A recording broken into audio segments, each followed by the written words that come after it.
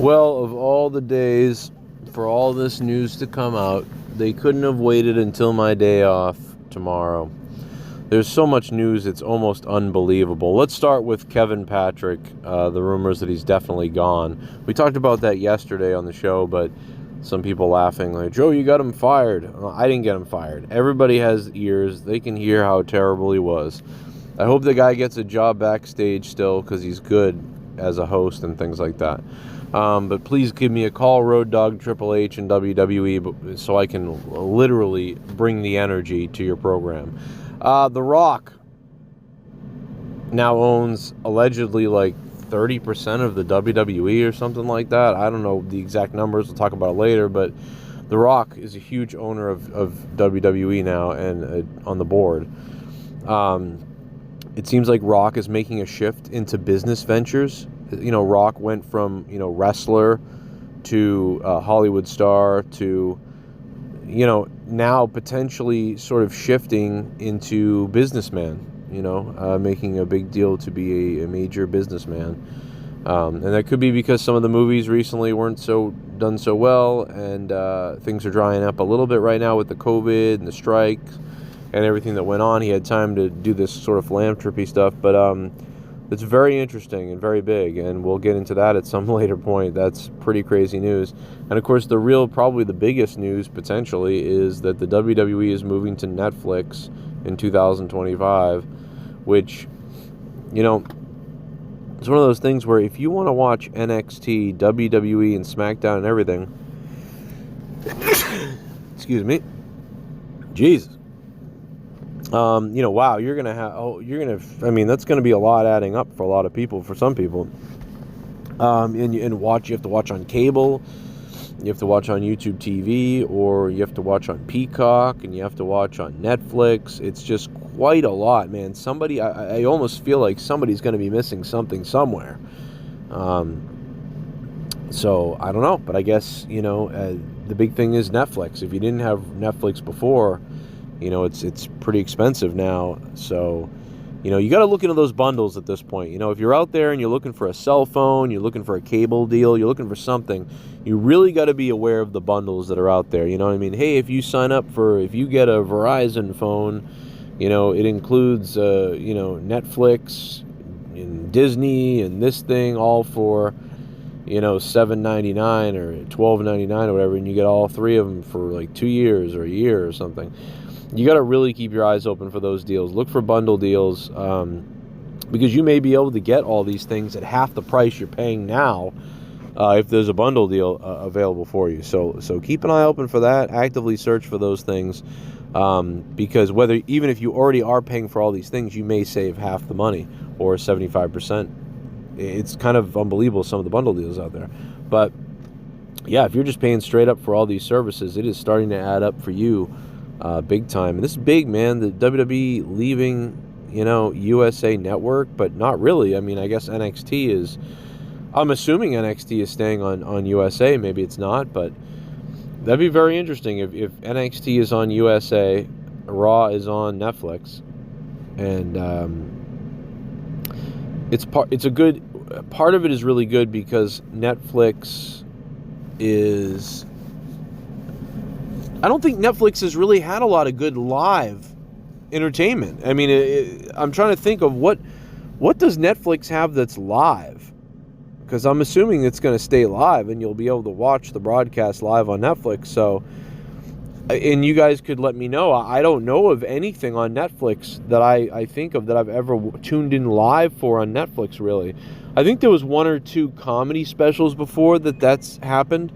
But it is really rare to see something live on Netflix. And that's something I haven't really heard a lot of people talking about, that, it's going to be live on Netflix.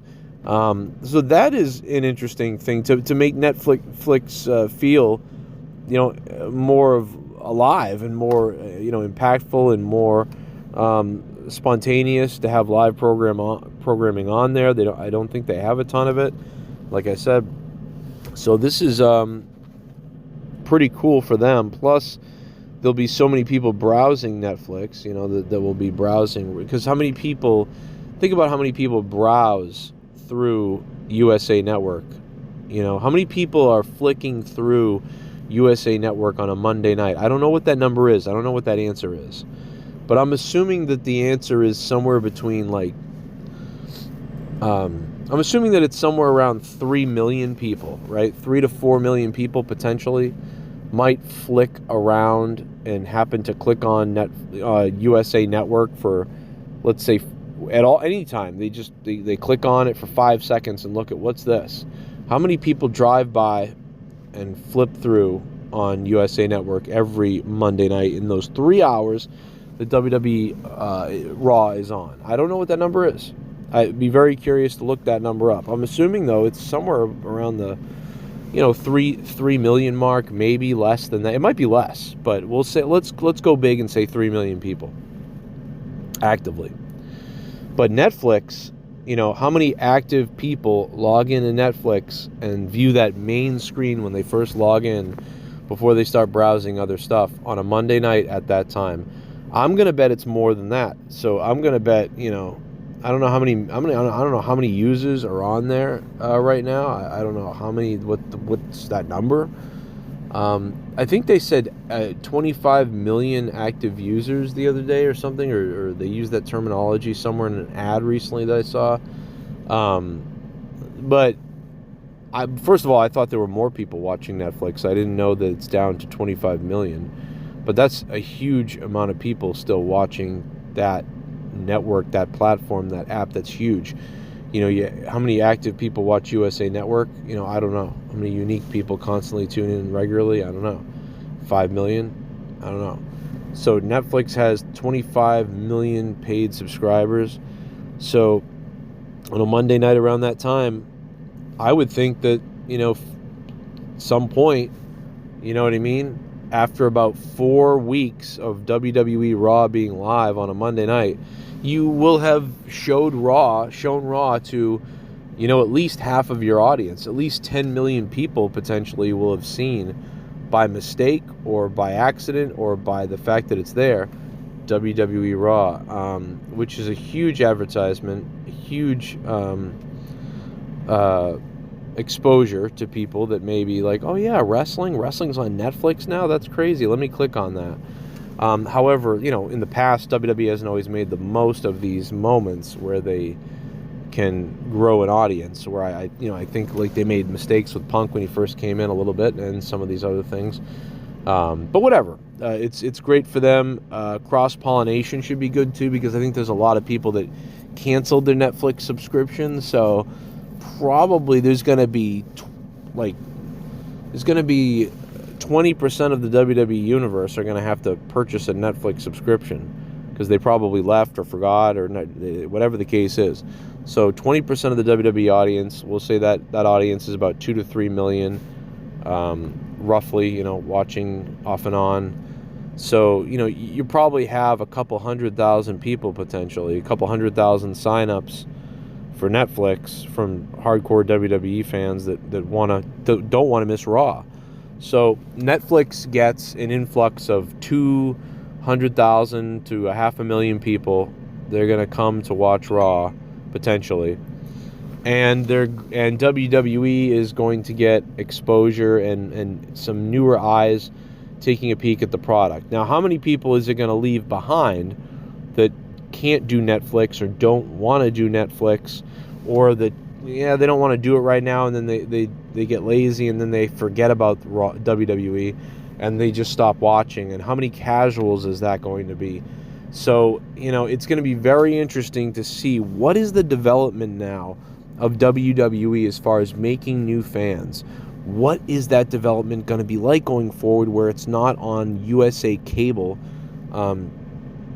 It's not on YouTube TV anymore, because a lot of people were watching YouTube TV too. You can't forget that. I don't know how many people have YouTube TV. I'd have to look that number up.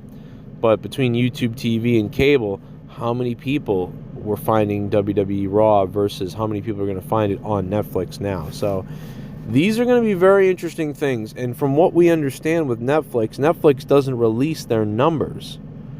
So, I don't think we're going to ever have the numbers anymore of how many people are watching Raw. on a regular basis. We're not going to know that, I believe. So that's going to take away that whole aspect of what was the Raw rating, what was the ratings like. That's going to be gone, because it's not, you can't look at streaming numbers and things like that. So it's going to be really important when WWE launches on Raw, launches on when it launches on Netflix in 2025. It's going to be very important to keep an eye on Google Trends over the next 60 days of it launching on Netflix, and also to keep an eye on SmackDown and NXT's numbers and the WWE YouTube channels. Those are going to give you an indication if interest is up or elevated, or if it seems to be about the same or gone down. Probably won't tell us too much if it went down, but it will probably tell us that it went up or it stayed the same. So that's what I believe. Otherwise, unless somebody else knows something I don't know, we won't know. We won't really know, and that is something to be discussed later in a longer conversation and podcast. But anyway, I'm Joe Cronin. Guys, I hope you can leave a super thanks or a comment or a like or something on this video right now. Please do it for me. I did this for you. You do this for me. I'll rub your back. And I will potentially join you tonight for Tuesday Night Rage, where we'll talk about the Royal Rumble and all of this news that has been going on all day long. It's been chaotic, quite honestly, as far as the WWE news. And by the way, thanks to everybody who's been tweeting Triple H and Vince McMahon and whatever. Bruce Pritchard, and Michael Cole and Road Dogg, and everybody's tweeting everybody about hire Joe. They're getting rid of Kevin. The only thing I'm happy that I was right. This guy is terrible, and I feel great about that. I don't feel great about a guy losing his position. You know what I mean? Obviously, this has been my dream since I was young, and if I get to do my dream for 3 months and then they told me, you suck, goodbye, I guess that would feel really bad. But I hope they keep Kevin Patrick in the back as a broadcaster, because I really like him as an interviewer and a broadcaster in the company. I think he's great at that. Do not get rid of him. I hope he gets at least another 2 years in the company to continue. And he's got stuff outside of WWE they can do too that he's already successful with, so I'm not worried about him there, as opposed to me, who's sitting in a basement owing the IRS $70,000 and living paycheck to paycheck and suffering. Help. But anyway, I hope that somebody gets a chance in NXT now, whether they try Vic Joseph again, which I don't think they should do that. I think Vic Joseph is pretty good. I think Vic Joseph is a solid 6 out of 10 guy. I think Corey Graves is better than Kevin Patrick, and I think Kevin Patrick was a 2 out of 10 on commentary. Not very good. Maybe 3. I don't know. So I hope they bring in somebody who can really nail it. Otherwise, what are you going to do? Go back to Cole, because Cole's the only one that can carry. Michael Cole, I'm begging you, dude. Don't you want to leave the commentary booth? Don't you want to take a break, Michael Cole? Here I am, Joe Cronin, or if you need to call me by my real name, Dan, go ahead and do that, and you can throw all the character stuff out the window. You can email me. You can always call me on my cell phone. Guys, what are you waiting for? But I hope there's somebody waiting in the wings that we don't know about that's good, that they have an idea to bring in. But I'm worried they're going to try to bring in another person from the professional world somewhere that's not going to fit again. I'm very concerned about that. The Joe Rogan type of guy they brought in that wasn't, he was better than Kevin Patrick, but he just didn't stick out in a good way. He just sort of blended in like blah. And then you had Adnan Virk, and then you had these other people, and it's crazy to me that they can't just get somebody with the passion that's there for wrestling commentary. And I 100% believe I have that passion. I know I do. It's just about them lying to everybody that they don't think I could do it, or you got to earn your stripes, kid. I'm 40 years old and I've been calling wrestling and things for 15 years. Here I am. They can't bring back Mauro Ranallo. I think Mauro Ranallo would be the best person to bring in, but he's crazy, so they can't bring him in. There's a couple people that I like that do commentary at Booker T's thing. Well, I doubt they'll probably would only bring them up to NXT. So then you're looking at either bringing up Vic Joseph, who didn't really work great the first time, or I don't know, you're bringing in somebody from the outside. And every time they bring in someone from the outside, it's a misfire there. So, and I'm talking about a professional person. They need to bring in, whatever. It doesn't matter. It's just going to make me angry talking about this. But the bottom line is, they need to bring in somebody with passion, who's intense and can tell these stories and connect with the audience through the camera as a commentator and become the voice of the WWE going forward. They need that. They need that. And they need someone who can equal or best or come close to Michael Cole on SmackDown, and they just won't hire the right person. But they certainly will fire the wrong person. I'm Joe Cronin. Leave a comment down below. We'll see you next time.